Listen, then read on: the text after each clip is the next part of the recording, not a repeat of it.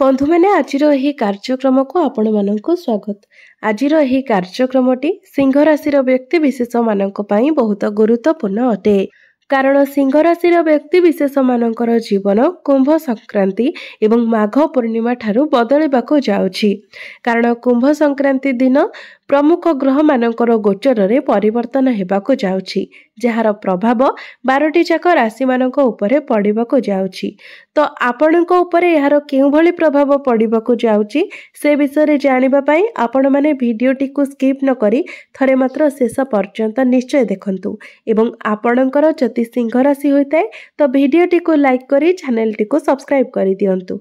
Comment box रे भक्ति एवं श्रद्धार सहित जय श्री जगन्नाथ निश्चय लिखंतु। तो बंधु मैंने आसंतु आरंभ करबा आजिर एही कार्यक्रम को, जहाँकि जन्म राशि एवं चंद्र राशि उपरे आधारित अटे। तो राशि चक्रर 12 गोटी राशि मध्यरु पंचम राशि हेउछि सिंह राशि एवं सिंह राशिर राष्ट्राधिपति हेउछन्ति सूर्य। तो सूर्य आपणकर सप्तम भावरे विराजमान अछन्ति। द्वितीय भावरे विराजमान अछन्ति केतु। सप्तम भावरे विराजमान अछन्ति सूर्य एवं बुध। यह सहित शनि मध्य आपणकर सप्तम भावरे विराजमान अछन्ति। अष्टम भावरे विराजमान अछन्ति राहु एवं शुक्र। दशम भावरे विराजमान अछन्ति देवगुरु बृहस्पति। एकादश भावरे विराजमान अछन्ति मंगल। तो सर्वप्रथमे आसंतु जानि नेबा आपणकर स्वास्थ्य किपरि रहिबो एही कुंभ संक्रांति परे। तेबे कुंडलीर प्रथम भावटी होइथाय आपणकर स्वास्थ्यर भाव एवं आपणकर प्रथम भावर अधिपति सूर्य आपणकर सप्तम भावरे गोचर करुछन्ति। तेबे आपणकर सप्तम भावरे सूर्य उत्तरायण अवस्थारे अछन्ति, जहाँकि अति शुभ अटे। तेणु एही कुंभ संक्रांति परठारो आपणकर स्वास्थ्य बहुत भल रहिबो। पूर्वरु जदि किछि भी स्वास्थ्य जनित समस्या रहितिला तो ताहा मध्य दूर होइजिबो। एबे आसंतु जानि नेबा आपणकर शिक्षा किपरि रहिबो कुंभ संक्रांति परे। तो कुंडलीर पंचम भावटी होइथाय शिक्षार भाव एवं आपणकर पंचम भावर अधिपति हेउछन्ति देवगुरु बृहस्पति, जे कि आपणकर दशम भावरे विराजमान अछन्ति। शनिकर दृष्टि मध्य गुरुंक उपरे नाही। या सहित मंगल आपणकर भाग्य भावर अधिपति होई आपणकर एकादश भावरे लाभ स्थान रे विराजमान अछन्ति एवं आपणकर पंचम भाव को दृष्टि देउछन्ति, जहा फଳରେ एही कुंभ संक्रांति परठारू समय आपणकर पाठ पढ़ा पाई बहुत ही भल रहिबो, सर्वश्रेष्ठ रहिबो। गुरु आपणकर दशम भावरे केंद्र रे भल स्थिति रे थिले मध्य शत्रु राशि रे अछन्ति। तो आपण पाठ पढ़ारे अन्य कहा कथारे पड़ी किछि कार्य न करी निज हिसाब रे कार्य करंतु। आपणको जहा ठीक लागिबो आपण सेया करंतु। अन्य कथारे पड़े कोनोसी भूलभाल डिसिजन आपण नियंतु नाही एवं निजर शत्रु मानक ठारू आपण दूरे रहिबाको चेष्टा करंतु।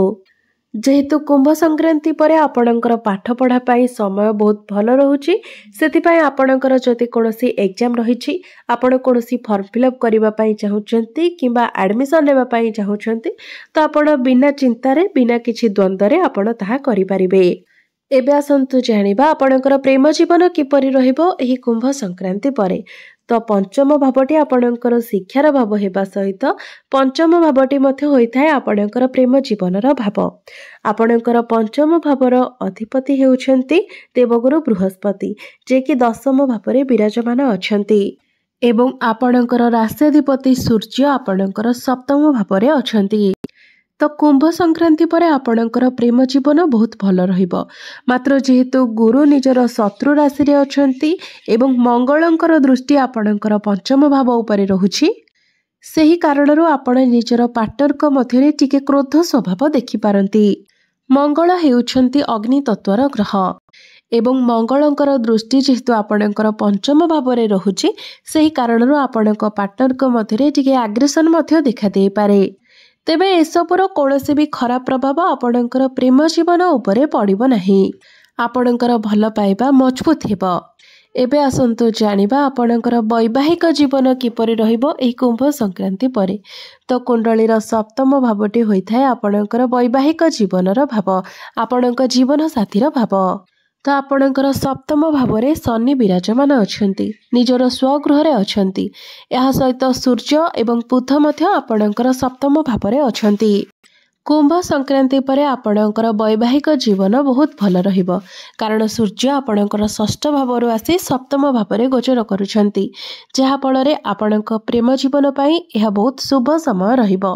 आपणक मध्यरे पूर्वरु जहा भी किछि समस्या चलीथिला से सब दूर होई जिवो। आपणकर भल पाइबा मजबूत हेबो। आपणक मध्यरे अंडरस्टैंडिंग मध्य भल रहिबो। फीलिंग्स भल रहिबो। आपणक मध्यरे संपर्क सुदृढ़ हेबो। बंधु मैंने एमितिरे सूर्य एवं शनि को परस्पर शत्रु माना जाए मात्र जेतेबेले प्रथम भावर अधिपति एवं सप्तम भावर अधिपति एकाठी रही थांती सेतेबेले आपणकर वैवाहिक जीवन उपरे यार शुभ प्रभाव पड़ी थाए।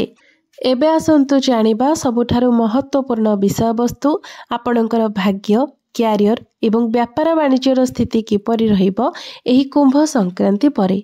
तो बंधु माने कुंडलीर नवम भावटी होइथाए आपणकर भाग्यर भाव।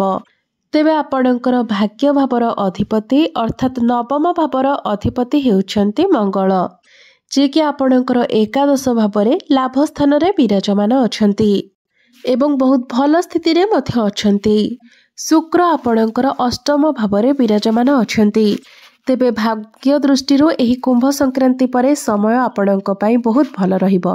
कुंभ संक्रांति परठारु आपणक संपूर्ण रूप से आपणक भाग्यर साथ मिलिबो। आपण जेउ बे कार्य रे हाथ देबे सेथिरे आपणक सफलता मिलिबो। भाग्य सह संबंधित जेकोसी कार्य आपण करिवे सेथिरे आपण निश्चित भाବରେ सफलता लाभ करिवे। जदि आपण कोनोसी बड़ कार्यर आरंभ करिबा पई चाहुछंती कौनसी बड़ जिनिस किणाकिणी करबा पई चाहुछंती कौनसी बड़ इन्वेस्ट करबा पई चाहुछंती आपणकर कौनसी मीटिंग किबा डील रहिछि ए सबु प्रत्येक कार्य रे आपणको सफलता मिलिबो। एहा सहित जदि आपण कौनसी शुभ मांगलिक कार्यर आयोजन करबा पई चाहुछंती तो सेथिरे मध्य आपणको आपण लाभ पाइबे। एबे आसंतु जानिबा आपणकर क्यारियर आपणकर कार्य क्षेत्र किपरि रहिबो एही कुंभ संक्रांति परे। तो कुंडलीर दशम भावटी होइथाय आपणकर क्यारियर भाव एवं आपणकर दशम भावरे विराजमान अछंती देवगुरु बृहस्पति जिके होउछंती ज्ञानर कारक ग्रह एवं जेहेतु गुरु आपणकर दशम भावरे अछंती तो आपण निजर कार्य गुडी को बहुत भल भावरे करिबा पई चेष्टा करिवे एवं बहुत भल भावरे आपण ताहाको करिवे मध्य कारण आपणक मध्यरे ज्ञान रहिबो बुद्धिमता रहिबो आपणक मध्यरे कम्युनिकेशन स्किल्स मध्य भल रहिबो मैनेजमेंट रो स्किल मध्य भल रहिबो।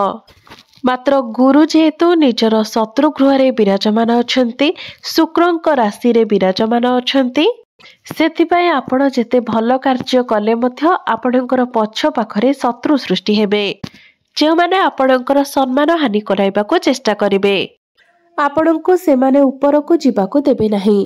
सेथिपाई आपण निजर शत्रु मानक ठारो दूरे रुहंतु एवं कोनोसी भी पॉलिटिक्स रे आपण पड़ंतु नाही। कुंभ संक्रांति परे आपणकर काम कार्य बहुत भल रहिबो आपणक मध्यरे मैनेजमेंट स्किल्स भल रहिबो। तो क्यारियर आपणकर कुंभ संक्रांति परे बहुत भल रहिबो मात्र अजथा अशांति एवं जुक्ति तर्क ठारो आपण दूरे रहिबाको चेष्टा करंतु। एबे आसंतु जानिबा आपणकर व्यापार वाणिज्यर स्थिति किपरि रहिबो एही कुंभ संक्रांति परे।